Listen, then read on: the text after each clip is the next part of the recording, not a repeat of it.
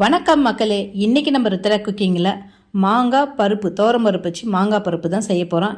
இந்த டிஷ்ஷு இந்த ரெசிபி ரொம்ப அல்டிமேட்டாக நல்லா டேஸ்ட்டாக இருக்கும். இது செய்யறது ரொம்ப ரொம்ப ஈஸி. அவ்வளோ அருமையான இந்த டிஷ்ஷை எப்படி சேர்த்துன்னு நம்ம வீடியோக்குள்ளே போகிறதுக்கு முன்னாடி நம்ம சேனலை மறக்காமல் சப்ஸ்கிரைப் பண்ணிக்கோங்க. சமையல் பண்ணுங்கள், ரொம்ப ரொம்ப சந்தோஷமாக இருங்க. கஷ்டப்படாமல் இஷ்டப்பட்டு சமைச்ச சாதாரண சமையல் கூட சரித்திரம் படைக்கும். கரெக்ட் தானே? வாங்க இப்போ வீடியோக்குள்ளே போயிட்டு மாங்காய் பருப்பு எப்படி சேர்த்துன்னு பார்த்துடலாமா?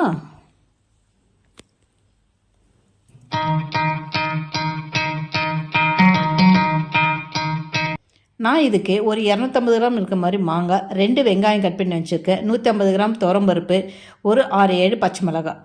துவரம்பருப்பை முதல்ல தண்ணி சேர்த்து ஒரு 2-3 வாட்டி நல்லா கழுவிட்டு அந்த துவரம்பருப்பு குக்கரில் வச்சு வேக வைக்கிறேன் இல்லையா, அந்த துவரம்பருப்பு கிண்ணத்து மேலேயே நம்ம இந்த மாங்காவை கட் பண்ணி வச்சுருக்கோம் இல்லையா, மாங்காய், வெங்காயம், பச்சை மிளகாய், இதையெல்லாம் அந்த கிண்ணத்து மேலே வச்சு குக்கரில் 4-5 விசில் விட்டோம்னா நல்லா ரெண்டுமே சேர்த்து நல்லாவே வெந்துடும்.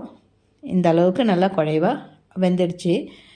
இப்போ அந்த துவரம்பருப்பு நல்லா வேகலாம் கரண்டியாலே கொஞ்சம் நல்லா மசிச்சு விட்டிங்கன்னா நல்லா ஸ்மாஷ் ஆகிடும்.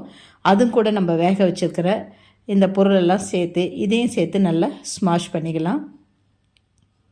உங்களுக்கு தண்ணி தேவைப்பட்டால் கொஞ்சம் சேர்த்துக்கலாம். மாங்காய் பருப்புனாவே கொஞ்சம் திக்காக தான் இருக்கும். இது அப்படியே இருக்கட்டும். ஒரு கடாய் வச்சு ஒரு 4-5 டீஸ்பூன் எண்ணெய் சேர்த்துக்கலாம். நான் செக்கில் ஆடின கடலை எண்ணெய் தான் சேர்த்துக்கிறேன். இதுக்கு தாளிக்க வேண்டியது கடுகு, உளுத்தம்பருப்பு, காஞ்ச மிளகாய், சீரகம், இதையெல்லாம் போட்டு தாளிச்சிட்டு இது பட்டுன்னு பொரிஞ்சதுமே ஒரு 5-6 கருவேப்பிலை இதில் போட்டுட்டு அதுக்கப்புறம் நம்ம ஸ்மாஷ் பண்ணி வச்சுருக்கிற அந்த பருப்பு, மாங்காய் எல்லாம் சேர்த்து இதில் சேர்த்துடலாம். இது ஒரு 2 நிமிஷம் நல்லா அப்படியே வேகட்டும். அதுக்கப்புறம் இதில் கொஞ்சம் ஒரு 1/4 டீஸ்பூன் மஞ்சத்தூள் சேர்த்துக்கலாம். மஞ்சத்தூள் சேர்த்து அது நல்லா கலந்து விட்ட பிறகு டேஸ்ட்டுக்கு உப்பு போட்டுக்கலாம். உப்பையும் சேர்த்து நல்லா கலந்து விட்டு கொஞ்சம் நேரம் வேகட்டும். அப்புறம் டேஸ்ட் பண்ணி பாருங்கள். இந்த பச்சை மிளகாய் காரம் போதுமானதாக இருந்தால் அப்படியே விட்டுடலாம். அப்படி உங்களுக்கு தேவைப்பட்டால் கொஞ்சம் சில்லி பவுட்ரு சேர்த்துக்கலாம். சில்லி பவுட்ரு சேர்த்தோம்னா காரம் சரியாக இருக்கும். நான் டேஸ்ட் பண்ணி பார்த்தேன், காரம் கொஞ்சம் சரியாக இல்லை. அதனால் நான் 1 டீஸ்பூன் சில்லி பவுட்ரு சேர்த்துக்கிறேன். இதை சேர்த்து அதுக்கப்புறம் இந்த புளிப்பு சுவையாக இருக்குது இல்லையா மாங்காய், அதனால் அதில் 1 டீஸ்பூன் சர்க்கரை சேர்த்தோம்னா இன்னும் நல்லா டேஸ்ட்டு கொடுக்கும். எப்பயுமே ஸ்வீட் செய்யும்போது நம்ம கொஞ்சம் உப்பு சேர்த்துப்போம். அது மாதிரி புளிப்பாக ஏதாவது செய்யும்போது காரக்குழம்பு, இந்த மாதிரி மேங்கோ சாம்பார், இது மாதிரிலாம் செய்யும்போது கொஞ்சம் சர்க்கரை சேர்த்தா அது இன்னும் டேஸ்ட்டாக இருக்கும். இப்போ எல்லாம் சேர்ந்து கலந்து நல்லா அருமையான நம்மளுக்கு மேங்கோ பருப்பு ரெடி ஆகிடுச்சு.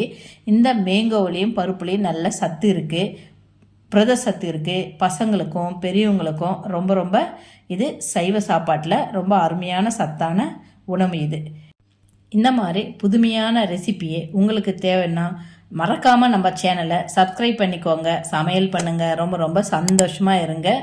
கஷ்டப்படாமல் இஷ்டப்பட்டு சமைச்ச சாதாரண சமையல் கூட சரித்திரம் படைக்கும். கரெக்ட் தானே? இந்த வீடியோ உங்களுக்கு பிடிச்சிருந்தா உங்கள் ஃபேமிலி அண்ட் ஃப்ரெண்ட்ஸுக்கு ஷேர் பண்ணுங்கள். நன்றி, வணக்கம், வாழ்க வளமுடன்.